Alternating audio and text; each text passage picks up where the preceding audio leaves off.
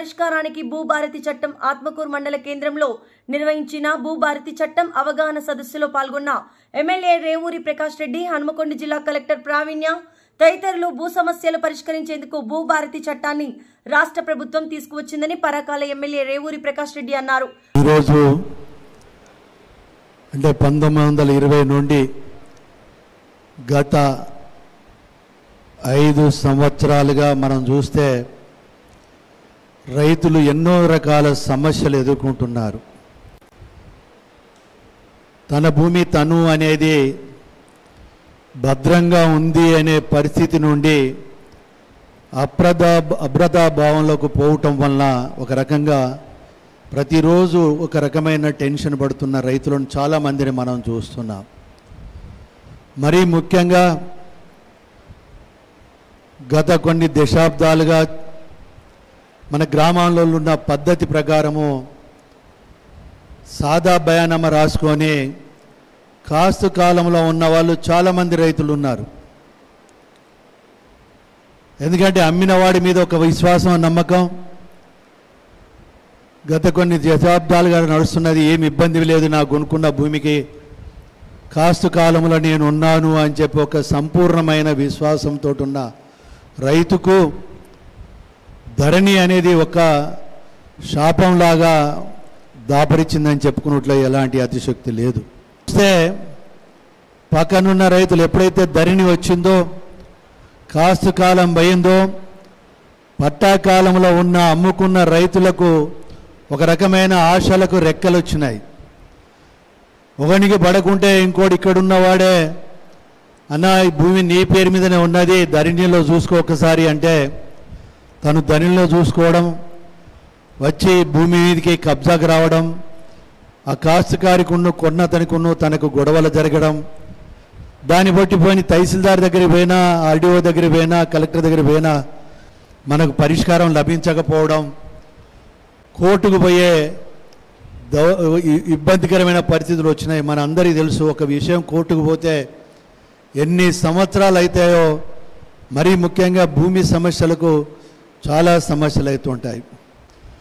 సరే, మనం పాస్బుక్లు రాసేటప్పుడు కానీ, లేకుంటే పహనీలు ఎక్కించేటప్పుడు కానీ, రికార్డులు ఎక్కించినప్పుడు ఏమన్నా పొరపాటు జరిగింది అని అంటే ఆ పొరపాటును సరిదిద్దడానికి కూడా ఏ స్థాయిలో కూడా స్పష్టత లేకపోవడము, ఏ అధికారికి కూడా సరి అయిన అధికారాలు లేకపోవడము, లక్షల కొద్ది పిటిషన్స్ మరి తహసీల్ లెవెల్లో, ఆర్డీఓ, కలెక్టర్ గారి లెవెల్లో వస్తే 10-15% పరిష్కారం కావడము, 80-85% పెండింగ్ ఉండడము.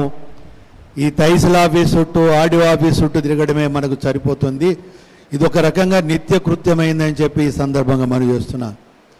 వీటన్నిటినీ ఆలోచించే ఈ రైతులకు ఏదైతే వాళ్ళ భూమి మీద వాళ్ళకు సంపూర్ణమైన హక్కు ఉన్నా కూడా వాళ్ళ రికార్డు కాడికి వచ్చే వరకు ఇబ్బందికరమైన పరిస్థితులు వస్తున్నాయనే ఆలోచనతోటే మరి ఆ రోజు గౌరవ రేవంత్ రెడ్డి గారు పిసిసి అధ్యక్షుడిగా ఉన్నప్పుడు, గ్రామాలు మండలాలు తిరిగినప్పుడు, పాదయాత్ర చేసినప్పుడు ఇదని ప్రధానమైన సమస్యగా వారి దృష్టికి రావడం జరిగింది.